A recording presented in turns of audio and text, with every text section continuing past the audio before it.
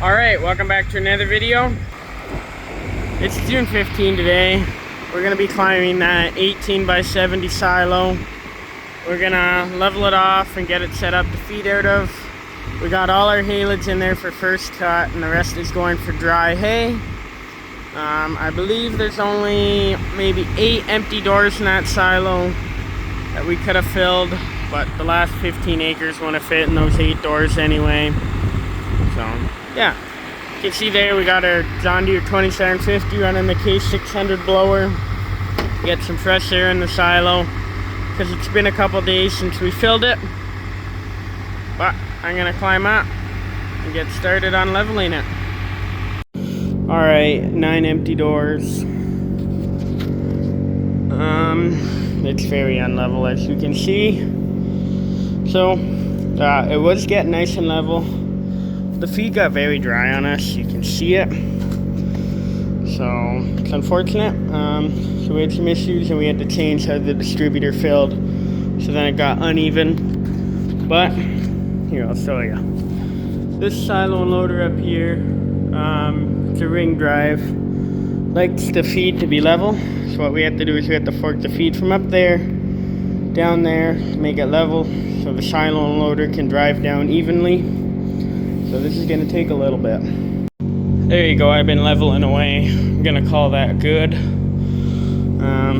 We're fine with a little hole over here. It's not a big deal, it'll work its way out. And it's a lot better than it was.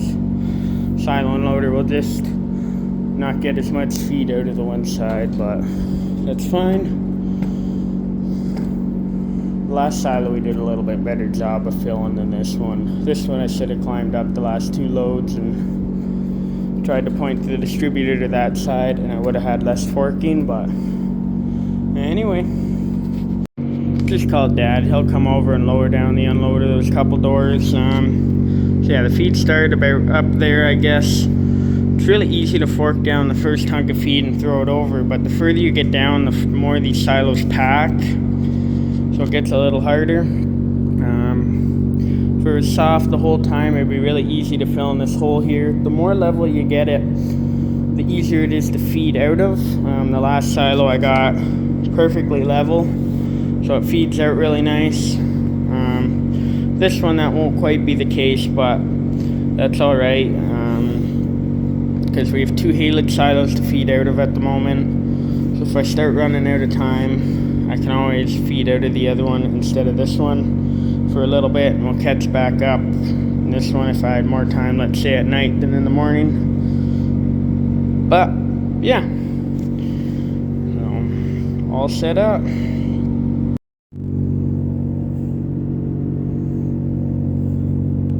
Alright, Dad just lowered the silo and loader down for me. You can see here all this feed has to come off the unloader. We just have to push it all off. It's not a big deal, it just takes some time. Then we gotta start getting things set up. There you go, there's a bunch of feed pushed off the unloader. I'm gonna go and turn this wheel. We turn it this way so it rides up and down the silo nice. I'm gonna turn it this way so when the silo goes around on the ring drive, the feed keeps coming out nice. Okay, that's the wheel turned. Now I'm gonna go over there and set the tensioner, or that tension wheel. Just on a lever here, and you pull it, and it makes the spring tight to keep the silo and loader in the same spot. So I'm gonna give that a pull. Alright, there you go, silo's all set up. Dad and I just ran it, clear chutes in. I had enough twine between my pockets and what was up here to not have to come down to get the plastic bag for the feed to come out. We got the cable lifted up. It just has a U-clamp over here. So we let the cable down when we lift the unloader up for more clearance. Then we lift it up and clamp it so that the auger doesn't catch it and wreck our expensive cable. I got that tightened up there, the wheel done. We tried the unloader and it runs, so feed goes out the auger, in the blower, out the chute, and down the clear chute. So I'm gonna climb down now. All ready to feed out of. Alright, we're just about to start feeding out of this silo. We're gonna it out of the feed just a little bit. Yeah. So we're gonna pull the first 100 kilos out of this silo to start off with. Generally takes a little bit, but you can hear it running. I might have lifted it up a little much.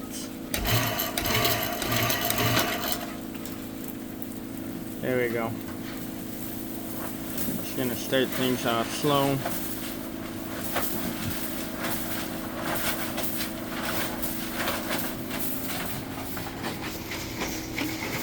Ah, there you go, feed's coming out.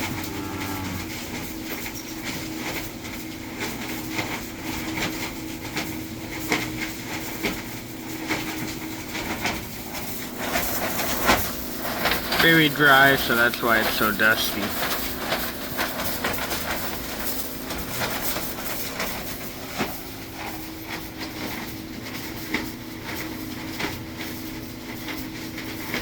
Generally, I aim between 30 and 40 amp meters for how hard I work this silo. Silo's measured on a gauge. So 60, if it stays past there, it'll blow the breaker, and it shows you how hard you're working it, kind of like an engine RPM gauge. Now that the silo's set up, we're going to take the blower away from the silo because it's in our cow yard. We have gates around it, but the cows still like to be nosy and whatnot. So we pull it out, be out of the way. Can't get whatever licked on, chewed on, whatever the cows do to this thing. They're pretty hard on it. So yeah, we're gonna pull it out of the yard and put it in the shed so it doesn't get rained on and out of the elements. So you're gonna jack it up. The wheels are those handle things. I'll do that, and I'll unhook it from the silo. Alright, we've climbed the silo now. We have to reset this distributor here. So before we had 4 holes showing up here and 6 down here, or 7 down there. So yeah, now we have to reset it. That way the feed will blow evenly again. It's just because it got so dry we had to do that. But yeah, 70 feet up. Good stuff. But yeah, just look at that view. And there's 2750 down there. You can see for a long ways. There's the roof for the other silo. But yeah, there you go. Distributor reset.